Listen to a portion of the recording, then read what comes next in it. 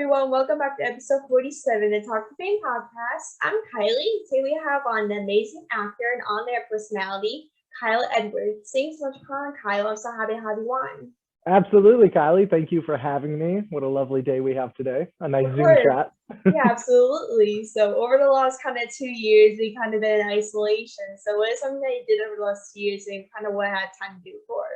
Yes. So what a wild last 2 years, Kylie.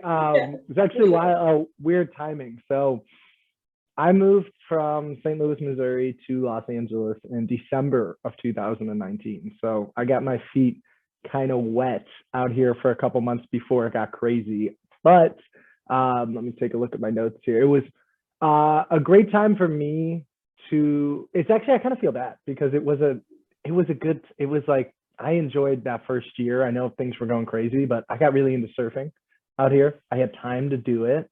I got really back into making some art that I've been slipping on for a while, which actually, hey, what up? Oh, it's all blurred. You can't see.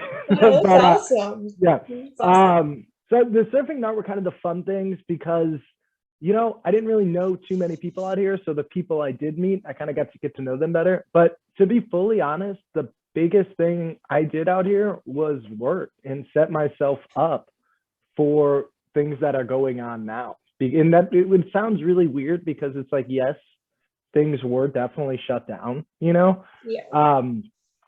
but there was still work to be had, and it mostly was generating it myself and looking at what was available. And when I mean work in the industry. I don't mean just general work, because the job I had a job out here. It was, you got to make money out here in every way you can. You got to have it coming in from different sources. So I had a part-time job giving out yogurt to people in LA, like this really fancy like Greek yogurt. It was delicious, right? Yeah. But it was a silly job. And of course, with the pandemic hitting, giving out yogurt was like the first thing to get cut. So it was like that job had to go.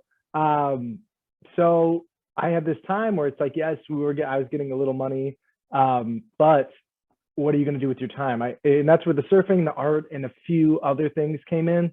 But I primarily used my time wisely to find, because like everything was shut down, but at the same time, content's still getting made, both like professionally, like, movies did kind of shut down, but some were still getting made.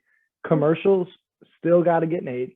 So while it was different than the usual hustle and bustle of this, I had time to figure out what process works best for me in order to, kind of book this stuff. Yeah, absolutely. Since like the whole world shut down in March of 2020, I was literally in Los Angeles about a month and a half before COVID, even kind of before everything kind of shut down to the point where everything kind of shut down. So I was like, well, I'm happy I went to LA before everything shut down, because I usually go to LA at least like once a year, depending. I love Los Angeles and I have some friends out there, so I like to go visit some of them and stuff. And I was like, with this whole work, like when it shut down, people are always like, what are we gonna do with ourselves? Like, what are we supposed to do to keep ourselves occupied and busy, since we're used to doing like routines, working, like doing basically our daily routines every single day. Now we're stuck at home every single day. So a lot of people, including me, thought like, oh, what are we supposed to do with ourselves? And exactly. So, yeah. Super weird, right? I know, because we had like our set. Everyone was like, oh, I either do this job or I get up at this time and I do this. And then it's like, well, what happens when you can't do that? And I guess some people navigated it through Zoom with work or work from home, which is cool. But I was actually just discussing this with a friend. I think we're going to look back on it. A lot of people, I think, are going to have changed. I don't know if this is true or not, but I would gander a decent amount of people after that break realized that they did not enjoy what they were doing beforehand. You know what I mean? Yeah. Like they either got to reconnect with family, friends, find a new hobby, or realize that their 9 to 5 or whatever grind they were doing wasn't it for them, which I think is pretty fascinating.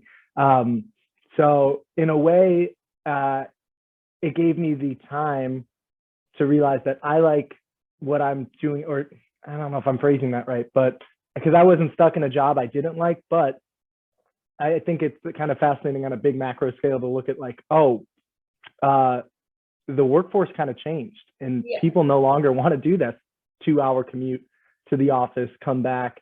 And so I think that's fascinating, but that's on a totally different tangent. Yeah, so like when the whole world shut down, like everyone's like stuck at home, they didn't know what to do, and so they like, and plus they couldn't see their families. That was really the hardest kind of part for me because all my family in Pennsylvania live about like a 20-minute like distance from me, so they're not that far away. So I couldn't like kind of see them a lot. Yeah, like I couldn't see them until 3 months after the pandemic hit. So I didn't see them 3 months after.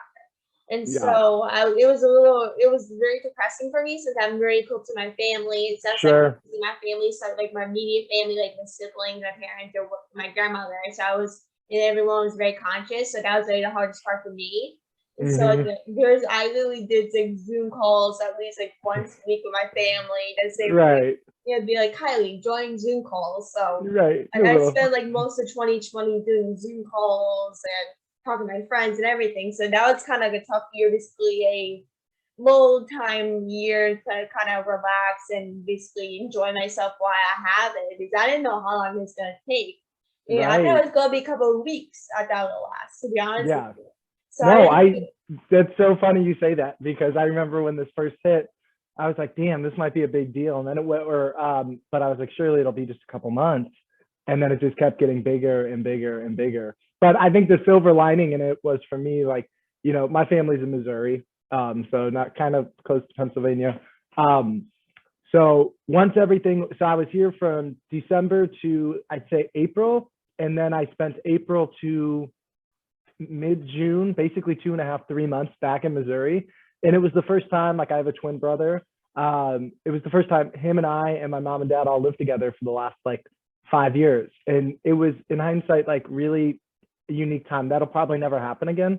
Yeah. So I'm glad I took up on that. And then it was kind of a blessing to come here when I did, because I had those 4 months of meeting a few people out here, which I think is a really good piece of advice for anyone moving halfway or all the way across the country knowing no one, is really try to find like a core group of people, like at least a few that you can lean into. Because when I came back, those were the first people I was like, hey, I'm back, and no one really knows me out here. I was like, what are you guys doing? So it was super interesting. Yeah, I agree how the whole thing worked out. Yeah, for sure. And as you kind of mentioned, your twin brother, like I'm Yeah. actually a twin myself too. Stop it. Yeah, Yes. I'm a twin brother too. So Yes. We yeah, love that. We love a set of twins. yeah, seriously, what's better than said twins? It's seriously.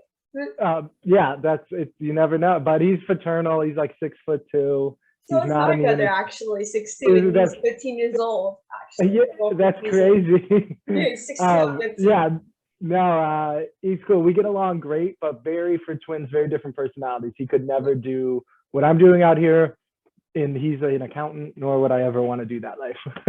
Yeah, my Different brother stuff. is into sports, Hmm. like fighting movies, like kind of shooting movies, kind of like action movies, and all those kind of sporty things. While I'm just interested in gender bias and entertainment Yeah. industry, that's like what I'm interested in, movie shows, everything that goes on with entertainment. So we're very different kind of people in Oh, terms I of love it. I personalities. love it. Yeah, so as I kind of mentioned before, you're an actor. What made you kind of want to start doing that? Yes. So I kind of find it an interesting journey that I got to this point, really. So growing up, I remember when I was 11, there was a commercial on TV, and they have these everywhere all over the country. They're just those like spam commercials that's like, want to be an actor, call this number. Like, if you're a child actor, call this number. And I remember seeing that, thinking like, I want to call that number. I was like, I don't know what's going to happen, but I want to call that number. I never did call that number, and I never brought it up. But I just, even younger, from 11, I always, and I didn't have this fully fleshed out thought, until later, but I saw people who were acting, and I saw that they got to make people really happy. People would talk about them, and not that I wanted that. I didn't have a huge ego, and I hope I don't have one now, but they would talk about them. They had the ability to create happiness in some way, from people just watching the performance, and then the ability to be captured on film. And just, I loved that. And I didn't, trust me, at 11, I wasn't thinking this, but that was like the initial concept, you know what I mean? Yeah. And then I also find it kind of interesting that I never was drawn to theater work. I did a couple theater camps when I was a kid, but the theater never really held much for me. It didn't do it for me. So it was only when I was about 16, late, almost 17, so kind of later in the game, that I got my first agent out here. And that's when I was like, okay, let me try this out. Let me just see, because I didn't really know what I wanted to do. I didn't wake up at 12 and was like, I want to be a doctor, or I want to be a lawyer, or I want to run a company. You know what I mean? I didn't have that, which is how I ended up with a degree in elementary school teaching.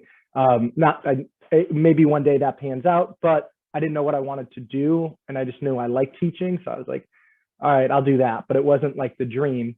And so going back to that original question, so at 17, I got my first agent.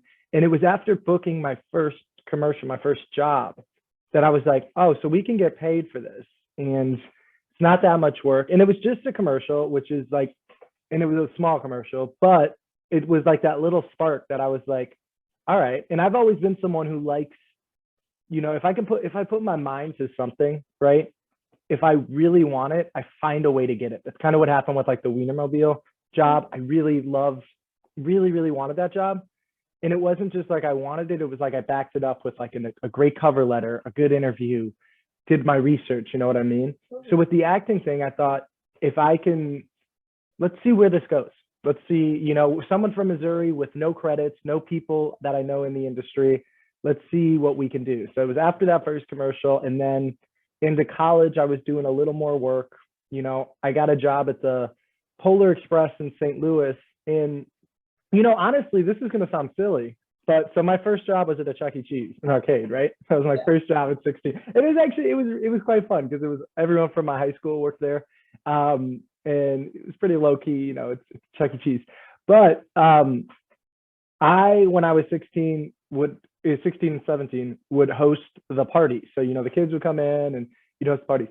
So that was, looking back on my life in hindsight, my first taste of, I have the ability to make someone's day with what I have, with what I internally have. Like, yes, there's a show, a Chuck E. Cheese birthday show. It's not Broadway, but I can create, based on my personality and the things I do. If I go out of the way to do this, if I give the kids a big ticket in front of the parents, what is that? It basically little things. So I think in my history of life, that job was the very first hosting/acting job I ever had.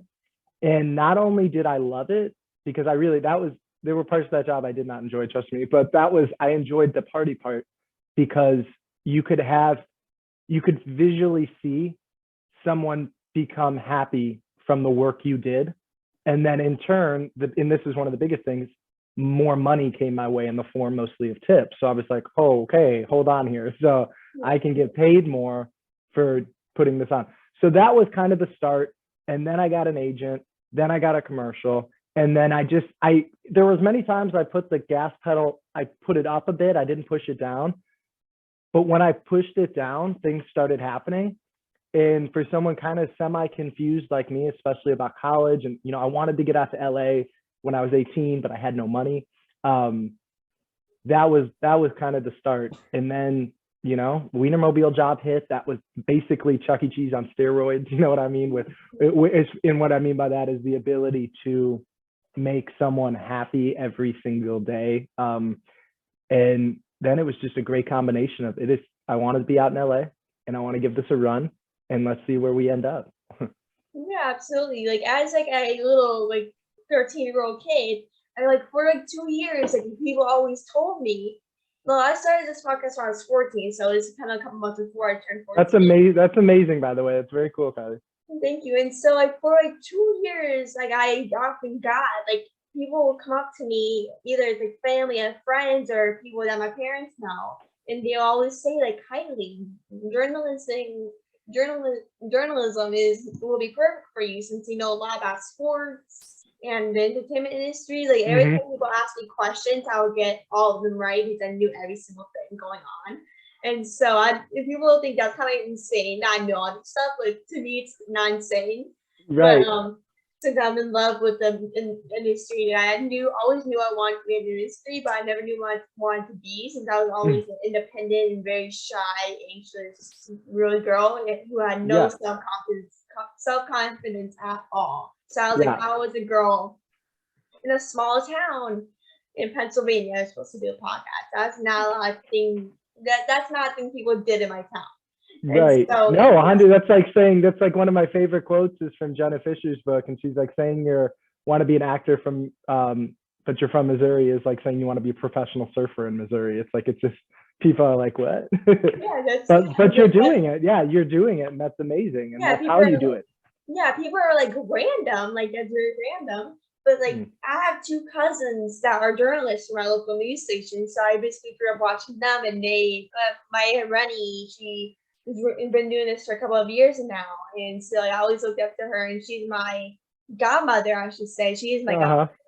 I don't know if people like to use the term godmother. I'll say it's like a mom as a kind of little quote there, but I always wanted to be what she does,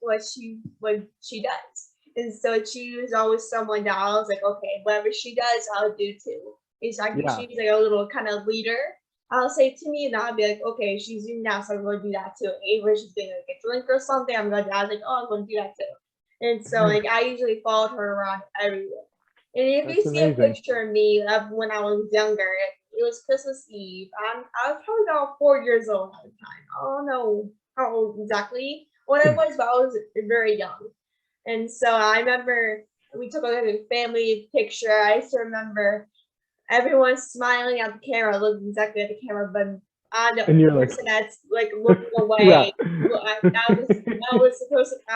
looking at the camera. I was just looking at my aunt, Rennie. What's she doing? She's smiling, and I was like, yeah, she's smiling. I gotta smile. I was even looking in the picture. I'll try to find a picture that says to you, but I was not looking at the camera. I was a full person. Everyone's looking at the camera but me. So that is hilarious. And like. And now I see the picture. I see like a blue spot. I'm thinking to myself, what am I staring at? Like, what am I staring at? Everyone's looking at the picture, but I'm not looking at the picture. Yes. Oh my God. Now I was thinking, probably looking at my Aunt Rennie, I guess. I don't know what I was looking at. Maybe I was just in my own world dreaming. I'm not sure. Hey, who knows? Yeah, you may never know. But, that's really great, Kylie. I love that. So you are the host of Live Play Bingo. What's kind of like for you to do that? So what a fun job this is. This was the job that brought me back from Missouri to Los Angeles to do an audition for this. Live Play Bingo, world's first and only 24 7-hour game show. So if some people might remember, HQ Trivia was a big thing about 7-ish years ago. It was where everyone played trivia at the same time. This is basically, you can play bingo any time of the day, any hour, any day, and there'll be a live host. So it's me, and it sounds, it's one of those things you kind of have to see to like get the gist of it, because it's, what do you mean, you're just calling bingo numbers? Yes, I am calling bingo numbers, but we're telling stories, we're laughing, we're smiling, we're dancing a little bit. It's interactive, and it started during the pandemic, and it's a way to go on your app. It's an app on the iPhone, Android, whatever. You log in, and it's like, oh, Kylie Montgomery's hosting. It's like, oh my God, I love Kylie. She's so fun. And then I would log in and you'd be like, oh, hey, Kyle, welcome back. And I'd be like, Kylie, you type in the chat like, Kylie, oh my God, I love you.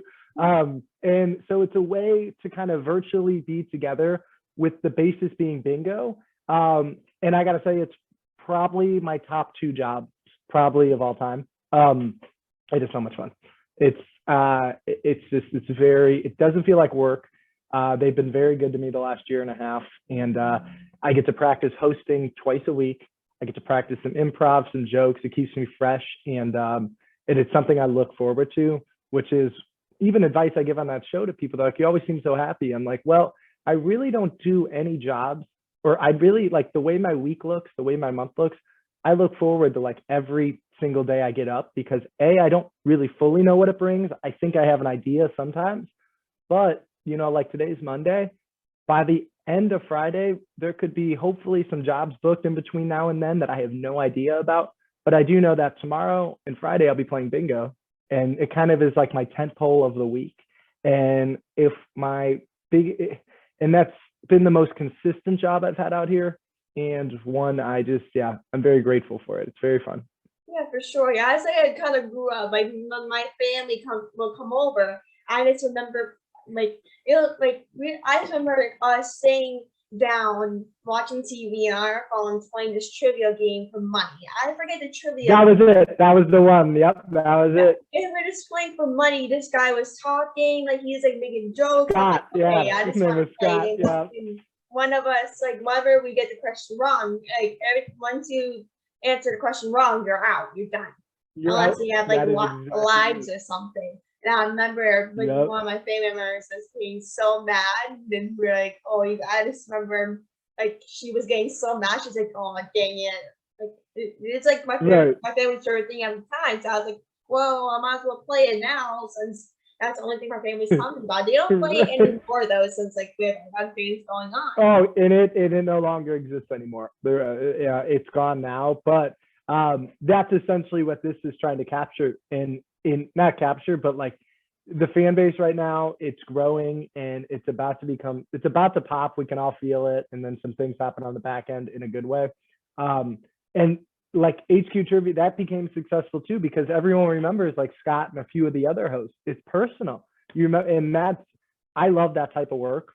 And to be honest, that kind of surprised me. Hosting, in retro, and this is like, I have a tattoo that it says you can't connect the dots looking forwards, you can only connect them looking backwards, because it's like you have to look back on your life to see where those dots led you. So I say I'm surprised I'm getting more into the hosting field or want to make a run being a professional host. But then when I look back and think, all right, the guy who hosted the Chuck E. Cheese parties, the guy who played the conductor on the Polar Express, the guy who got a degree in teaching, I mean, that's basically hosting, but in a different spectrum, you know what I mean? You're hosting a class. The guy hosting Live Play Bingo, doing the podcast, X, Y, Z, W, Q, W, you know what I mean? It's like those little things in the moment, I just thought were like jobs, but those are things. And like I said, I don't really ever do a job I never enjoyed, and all of them lined up in the hosting spectrum. So I guess it's not a shocker now that, that's what I like doing, or am getting more into. But in the moment, I didn't call that hosting. At 17, I wasn't like, yeah, I'm a professional host, because I wasn't. But it took stacking up those jobs. Yeah, for sure. So as we're kind of talking about hosting, you're the host of What's Going On podcast. What kind of made you want to start that, basically?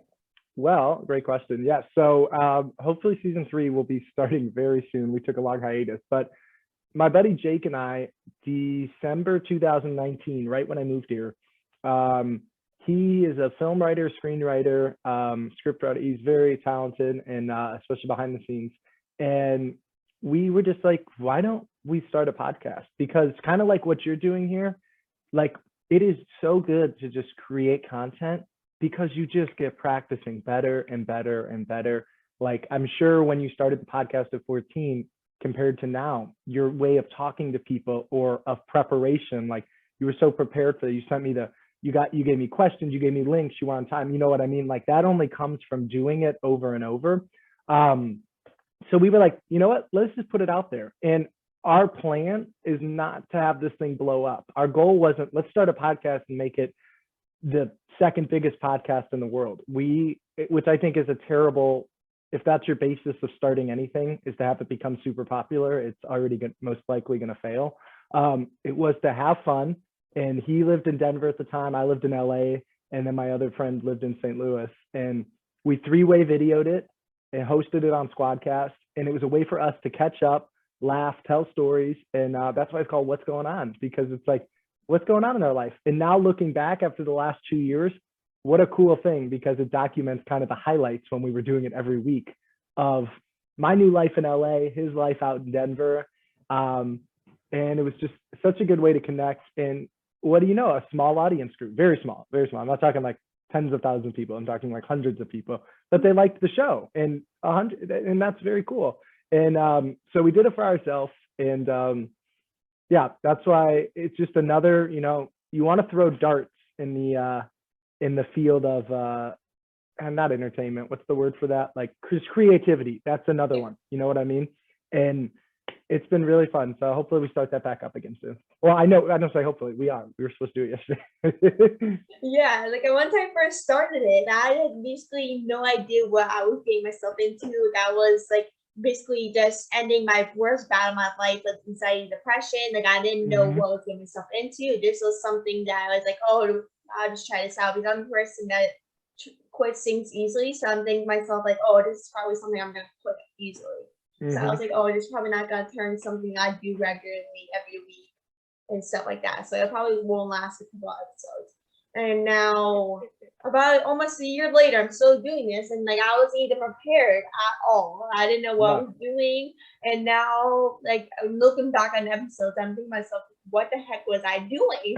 Like, what the heck was I doing? Isn't that funny when you look back and you're like, oh my God, why did I do that? Yeah, I'm thinking to myself, why did I say that? Like, why did I do that? Like, what? Like, I look back and like, okay, I'm just saying that. Sometimes I just want to delete the episode and be like, okay, I hate this episode right now. Like, I don't know. That's sometimes how I feel.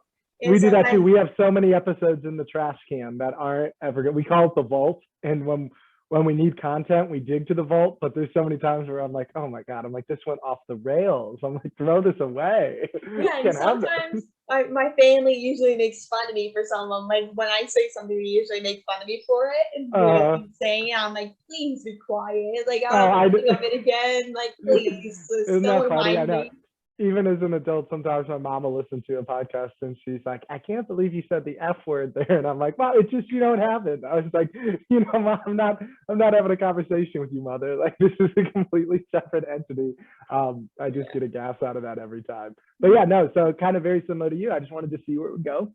And most importantly, I enjoyed doing it. And I enjoyed doing it with Jake and PJ. And it feels like I'm just hanging out with my friends because I am with them. And similar to hosting every week or doing other jobs, it keeps you fresh. You know what I mean? We always got new ideas. We're always trying new stuff on the show. And it's just been a great experience so far. Oh, for sure. So do you have anyone that you look up to in the industry as like an actor or host or just kind of in general? Do you have anyone that you look up to? Yes, I like this question. So twofold, hosting Bob Eubanks from the Newlywed Game, the 70s version. Have you seen that show before? I heard of it. I've never seen it, but I heard of it. Check out some clips on YouTube. It is, I think, so funny. When I was like 12, I used to I didn't fully understand everything on it, but he was such a good host and the people were laughing so hard. I love that for hosting. I always thought Bob Eubanks. I'm like, that's the man. Everyone loved him. He was great at his job. But for acting, definitely Robin Williams. So in a couple different facets on Robin Williams. And I know he's a popular choice, but I think he is one of the most genuine human beings that's been in the industry, just based on no one's really ever had terrible experiences with him. Dead Poets Society was part of what was a reason I got into both teaching and acting. That movie, I was like, well, teachers can have an impact every single day, which is amazing, and they can change people's lives. But what about the guy doing the acting that's seen by millions of people rather than 20, that has the ability to someone watch the video and go, I want to have that kind of impact on someone's life. So instead of changing like 20 lives, or like having the ability to, I shouldn't say just because you're a teacher doesn't mean you're changing lives. But having that ability, like when he was acting in it, how many people were like, I want to be that, you know what I mean? But on his personal note, I loved the story I heard about him. So he was always really good with his fans, to his fans. And there was a kid who wrote to him, and I think might have been right after Miss Doubtfire, and basically said, he really looks up to him. He makes him laugh so much.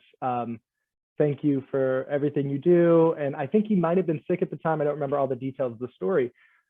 But about 4 years later, that kid ended up, he was a little older. He must have been like 15, 16. And he saw Robin Williams somewhere, and he stopped him and he goes, Robin, you'll never believe it. And Robin wrote back to him. And he's like, thank you so much for writing back to me. That meant the world to me at the time. You're amazing. And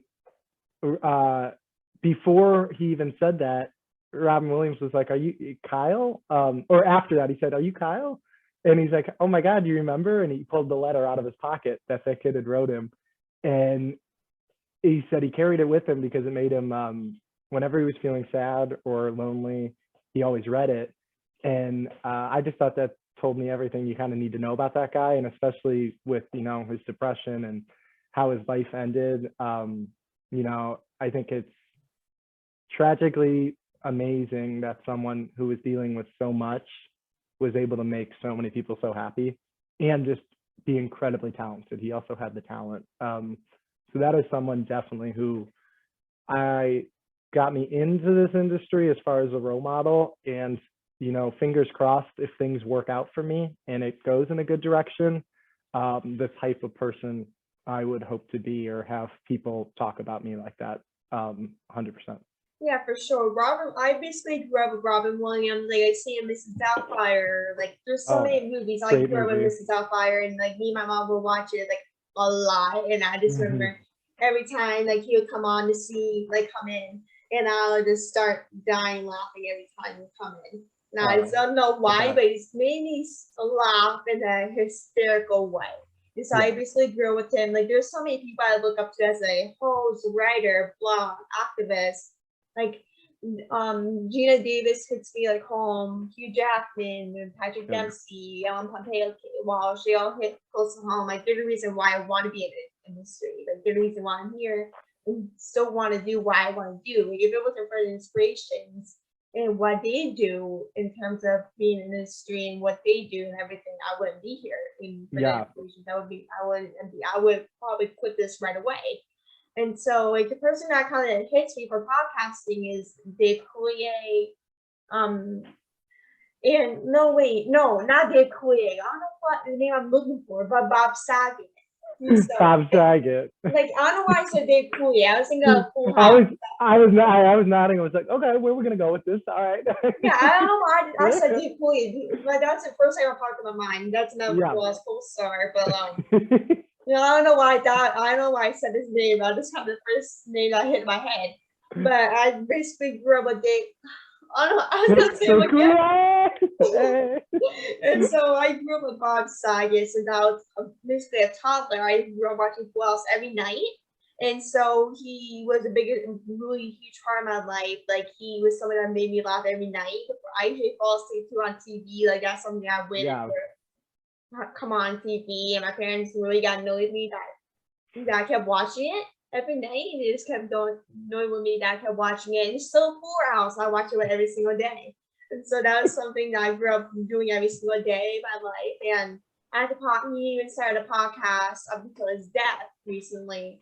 And so, like, I listened to his podcast and he gave me inspiration of what I should do, and like kindness and all those things. He became such a big part of my life as I got older. Kind of grew learn more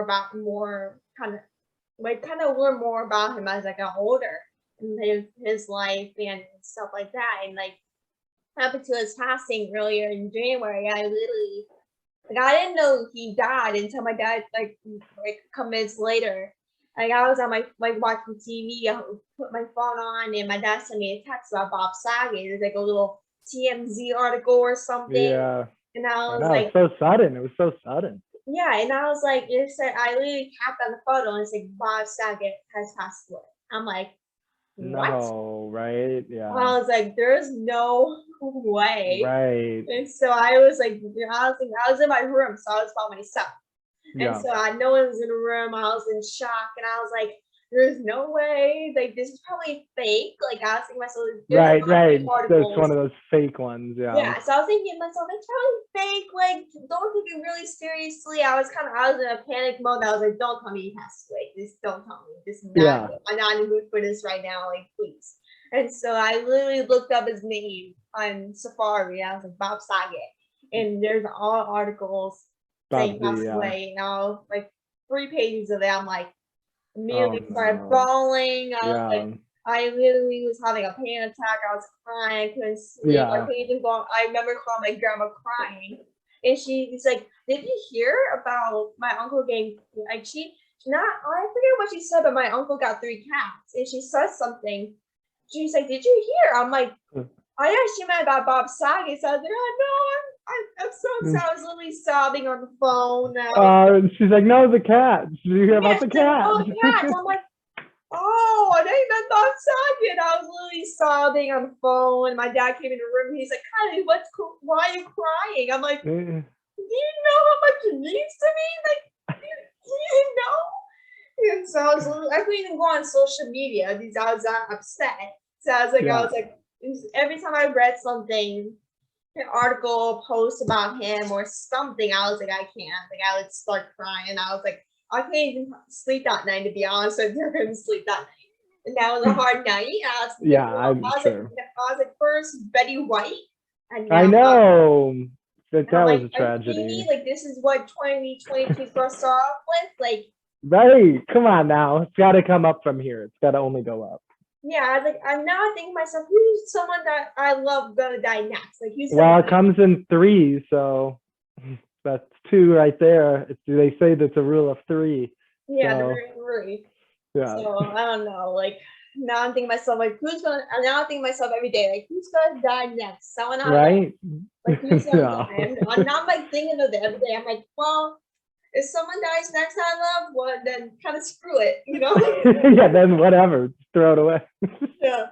So, what is some advice for younger generations that like to be in the industry one day? Oh my God, yes.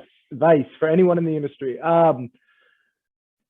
Don't stop hustling. Always remember you are your own best agent. So if you want to get into the industry, if you want to get into acting, into entertainment, into hosting, into commercials and movies and TVs and behind the scenes, I think the biggest thing to realize is that people make careers and there's hundreds, if not thousands and thousands of jobs for actors. So it's not impossible or crazy. I think a lot of people think I could never do that. You very much could do that if you put your mindset to it. It's just not very advertised because it's very oversaturated with people who want to do it. There's a difference between wanting and the ability to do it. So to maximize your success, the younger you start, the better. And here's what, in my opinion, a start is. Get those headshots done. All right, everyone talks about the headshots. You're gonna need the headshots. My first headshots were done by a friend for free. It was 28 degrees outside. We did them outside. Were they industry standard size? They were not. But I looked at them and I was like, there's no way I'm not going to get booked on the next big thing from these. In hindsight, like I said with that tattoo, looking back, awful headshots, right? They just weren't good. But neither of us knew that. And it didn't mean, and I liked it, like she was wonderful. She's still a great friend of mine. They just weren't what was needed. But that was the spark, okay? Because then I had the headshots, you know what I mean? Then the ball's rolling now. Okay, now what do you do with the headshots? Do you just put them on Facebook and let your friends all say those look great? Or do you take those headshots and do you mail them or email them? And when I mean mail, I mean, do you go print out 100 copies of these headshots, get the manila envelopes, write a cover letter to different agencies for talent, like commercial agencies, you know, mostly commercial, because depending on what city you're in, there might not be a lot. So, okay, say you're in Paducah, Kentucky. Most likely, there's not going to be a talent agency in Paducah, Kentucky. Your biggest city might be Louisville. Maybe they have one, right? Okay, if not Louisville, where are you close to? What proximity? Are you willing to go to the work to write the cover letter to this place? Attach your headshot, send it in the mail, get an agent. Now you can do this all online too. You can do this all via email. But if you throw 50 of them out there to different cities across the country, maybe you'll get represented somewhere, right? And it helps if you're in a larger city because you'll probably have one there. Like St. Louis isn't a huge market, but there's 3 or 4 talent agencies in St. Louis. So got your headshot, you got an agent, okay, good. Take some classes, read some books about acting. It is a job like anything else, and there's some people who are gifted with just the ability to not put in any work and they're good at it. It's not many people. Put in the work, put in the time, but don't lay off the gas pedal. And realistically, early on, and like either if you go to college or don't go to college, you're going to have to get out to either LA or New York. And that's kind of it to start off. Yes, Atlanta is a hotbed for filming, but they cast a lot in LA and New York. And it's not even so much, and also some good advice. Don't think you're going to move out to one of these cities, and in a couple months, you will be starring in the biggest new show on Netflix. That is unfortunately not how it works. Mhm. Be thankful for every little job you book. And when I mean you, don't forget you are your own best agent. Because right now, even though it's been 2 years and I'm making my money as a host, an actor, a commercial model, I have some big jobs, decent jobs for my agents. I am my own, I'm booking my best work myself. The game show I fully got through me. There's different sites out in LA people use to get work. Don't think that just because once I got the 2 agents I have now, you know, plenty of people are content. I got the agents, I got the manager. They're going to get me all the work. Are they though? Because be realistic. No one knows my name out here. I still need to build up my portfolio for TV film. And you just have to keep pressing the gas pedal. So that job that is $200 for the day that they want to book you to wear a coat for something, absolutely, thank you. And what time do I need to show up? Stack that in there. The $400 job that's kind of boring and it's all day, thank you very much. What time can I show up? Anyone who's willing to have you on camera, these connections that you make, yes, it might be a silly job. You might never hear from them again. But I'm noticing this year, or since the start of the second half of last year, I'm getting some decent work based on just other jobs I've done in the past. They're like, hey, we're doing some, Google shoot. They need skin tone. Are you free for an hour that pays $1,000? Yes. Oh, and they only have my email because I worked on that little junker that was $150 for 4 hours that I felt was underpaid. So if you want to, so get out there, take the classes, get all your work done, but don't be afraid when you make the move to the big city to take those little jobs. And I know I've talked a lot on this one here, but don't get distracted from your purpose of being out here. I found that when I first got here, I was applying to everything under the sun. I was working so much. I was making a lot of money, but I, was working almost in the wrong direction in certain places. I was so busy, I wasn't enjoying life. So I needed to take a break and take jobs that allowed me to do my hosting job and my acting without consuming me. A lot of my friends or people I meet out here that are, actors or dancers, they get sucked into some job because it's paying their rent and it's expensive to live out here. And then when I talk to them and ask, how's your auditions going? What classes are you taking? It's like they haven't done anything. And I'm thinking of one person in particular when I'm thinking of this. It's like they haven't done anything for a year. Okay, now at that point, you're no longer trying to be an actor or an actor. You are just now an employee of X company, if it's like Starbucks or whatever, and you happen to live in Los Angeles. So just don't forget why you're here. And just like you're doing now, keep creating content, podcasting, just anything, you know what I mean? Just keep putting it out there, and then do not be, your goal when you want to be an actor should be to be a working actor, I believe. I don't want to be rich and famous from acting. If that happens, whatever. I want to make my money either hosting shows or acting in projects that I care about, hopefully. But when I got into this, it wasn't that I wanted 200 million followers on Instagram. You know what I mean? I didn't want, that didn't make me happy. So if that's your goal, is to just be famous, and it might sound harsh, but if that's your goal, anyone listening, to be famous, think about a different career path, because that's not it. This isn't it. You have to love what you do, because if you look at my Instagram, you'll see some cool jobs, some fun things. How about the 20 jobs I didn't post that are really lame and boring, but they paid? So I know that had about 10 different pieces in there, but that was kind of my condensed version of something I could probably talk about for 3 hours. Yeah, it's something I always wanted to be something that I wanted to be known. I wanted to be one of the next people, kind of like Jennifer Lawrence, Jennifer Aniston, The Rock. I wanted to be one of those people. I wanted to be well known. I wanted to get I just wanted to do something. I just wanted my life to be like that, because that's kind of what I wanted my life to go for. And so I was like, how am I supposed to be famous if I don't know what to do?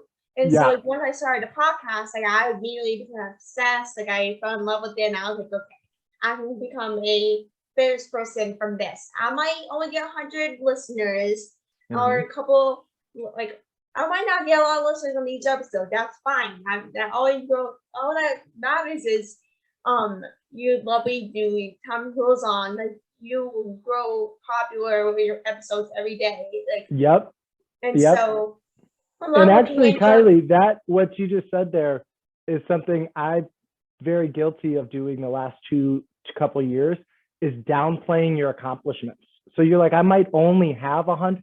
Girl, that's 100 listeners, and you have a podcast that's, who knows where it's gonna go, but like you created that, and you know, you found me, brought me in here, and you're bringing in other people. That's something I do too. Is I'm like, well, I host this show, but we only have like 1,000 people playing every time.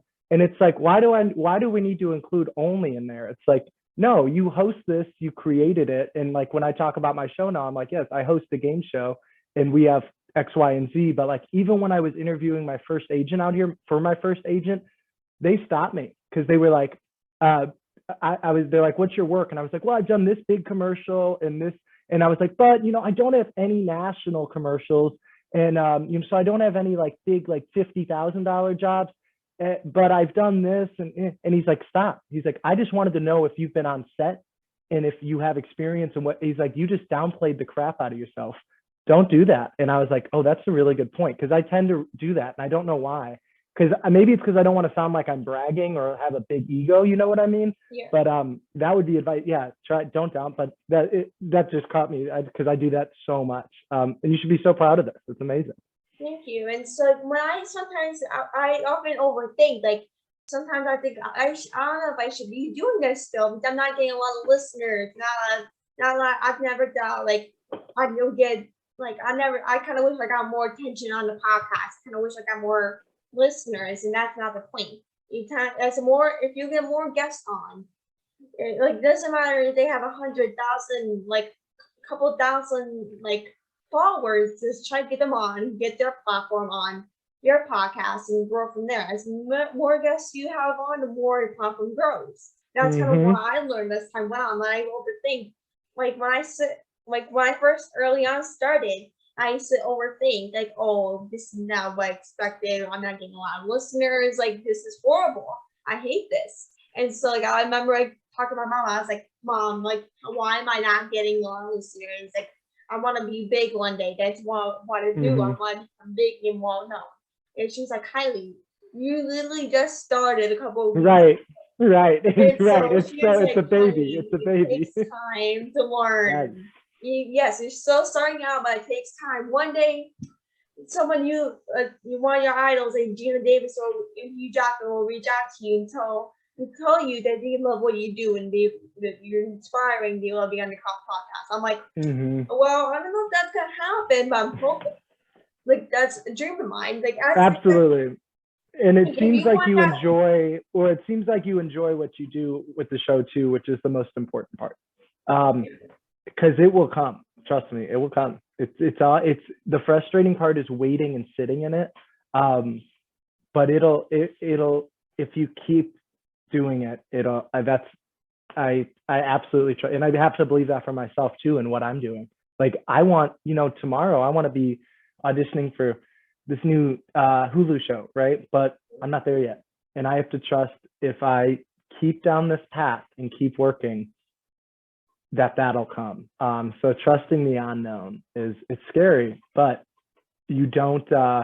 What's that? Oh, there's some expression I really like. Just basically about, nothing changes if nothing changes. So if you keep, I don't even think that's it. I don't know what, I lost my train of thought. That's not, I had a really good one. I really liked it, but I lost it.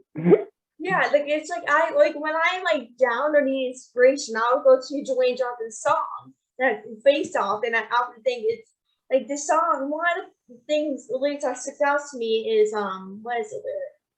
And put in the work and put in hours.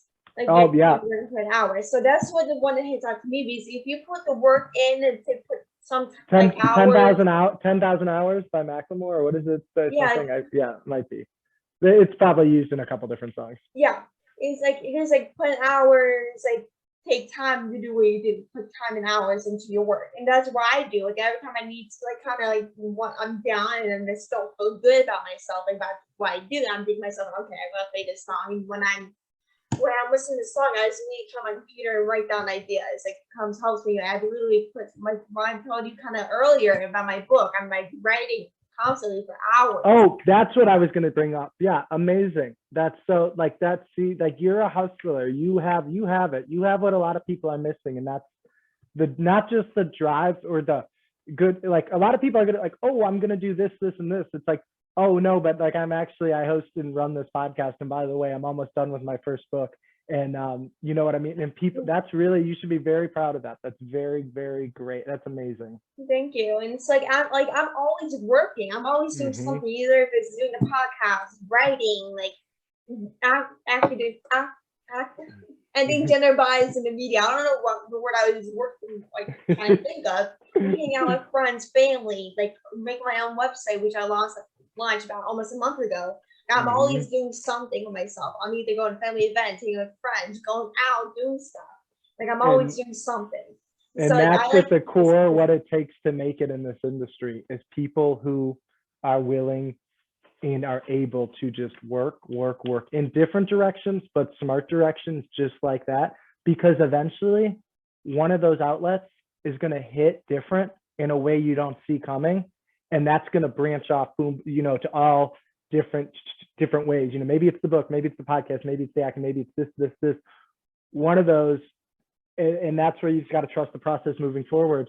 It's a numbers game. And that's what I tell people. It is, auditions are a numbers game. If I submit to 100, I hope to hear back from 10 and I hope to book 3.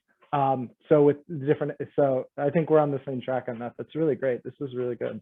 No, thank you. So the final question for the interview is, how are the amazing roles you played, like commercials, acting, and otherwise, like what role has kind of meant the most to you? Ooh, great question. Actually, I thought about this one for quite a bit. You know, there's part of me that wanted to say the couple months I spent teaching middle school was the most important part I played, but then I think that's just doing lip service. I think that's just a good answer, but I don't think that's the truth.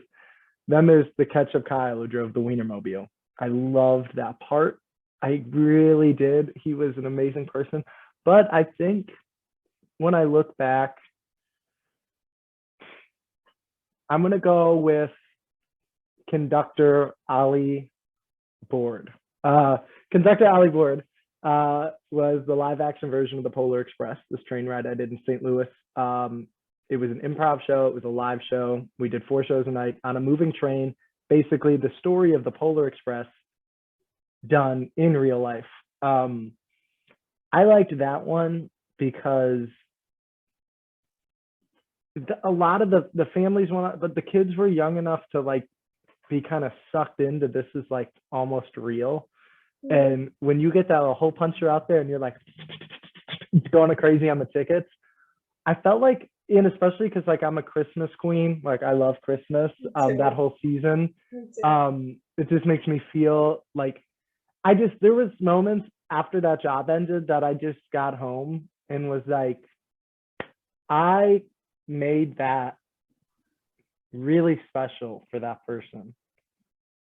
And it's, again, that kind of sounds egotistical, but like I would be like, because there'd be moments where like I would buy some stuff on my own from like a movie to give to like these little kids. I love seeing like people who are appreciative of like the extras or someone who's, and that's what I liked about the Wienermobile. People would, you could just tell who were like really into it, but also like very kind. And those are the people that would get the really cool giveaways that no one knew about. But back to the train, like I just loved having that Christmas magic moment, the ability to create it and change people's day. Or when someone comes up to you and says, you were the highlight of our day, like you made us laugh uncontrollably, or you made my kid, like you don't even, like people like moms or dads would come up after something would happen, whether it was a special giveaway or something, and they would like look at me and like, you don't know how long our kid is going to talk about that for. He's like, they are going to ring that that bell you gave him, he's gonna ring that for like they're like, you don't even know. So moments like that were more frequent on the train than I think every other job, just because it was story based. And that, I guess, for now is probably my favorite character I've ever played. But I do have an upcoming movie. My first feature film's coming out, hopefully in April. Picked up, fingers crossed, by Netflix, but it'll be cool with whoever goes on it.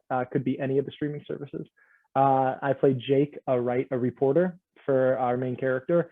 So Ali Mo, or conductor for the Polar Express, probably funnest and most memorable, most thankful for, is definitely this upcoming job and my first feature, because it's been 2 years in LA, and this will be my this is one of those like milestone moments, you know, one of those where I'm like, okay, like I don't know where it's gonna end, but this shows me I need to keep moving.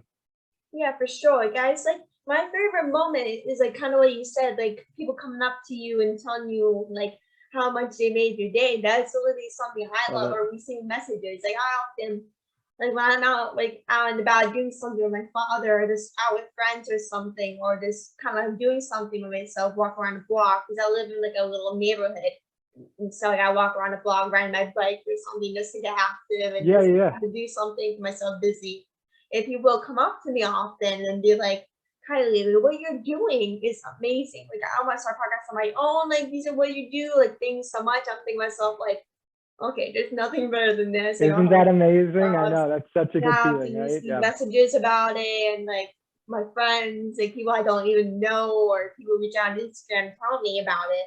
How much it impacted, and this kind of melts my heart, thinking myself like, okay, this is awesome. Like I never kind of expected to impact this many lives, even though I'm just a small girl from a small town, hosting her own podcast and trying to live out her dreams in the entertainment industry. So I was like, okay, this is amazing. And I know I wouldn't be here without the support.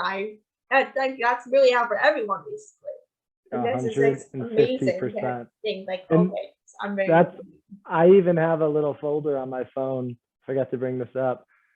I think it's got over 100 something messages now, but whether they be just from friends I haven't talked to since middle school, people that I know decently well, and a lot of fans from Live Play Bingo who send me just the kindest messages out of the blue. Whether it be I post a story of an Instagram story, oh, you know, like on set today or filming this, or even something silly, and they'll just be like, you know, Kyle, you're doing incredible. I really believe in you. And especially the bingo people, or the bingo fans, they're just like, you make my week, like when I see you. And to realize that while it's on a small scale, it's not on the millions or hundreds of thousands, it doesn't matter, because it's on the one-on-one scale where one person's have, and I think, and then it is mutual, because I get those, and that's why I save them, because I'm like, you know, whenever I need a pick-me-up or something, I look at that and I'm like,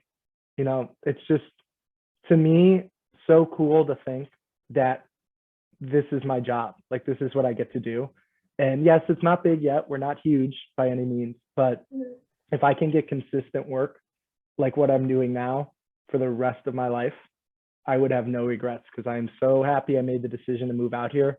And I guess we'll wrap it up. That's my last piece of advice, is if you're thinking about it, if you're thinking about making the move, or if you want to get into the industry, or go ahead and do it, because life is short, and promise you're not going to regret trying it, especially if you're young, and like if you're not going to school, if you're 18, 19, do it, because what else are you missing out on? But if you finish school and want to do it like I did, 1,000,000%, because you're going to get tied down with maybe a job you don't love, maybe a relationship that you love or don't love, maybe a family coming soon, and you're going to always wonder what if. And I'm very thankful that, at least for now, I don't have to wonder what if.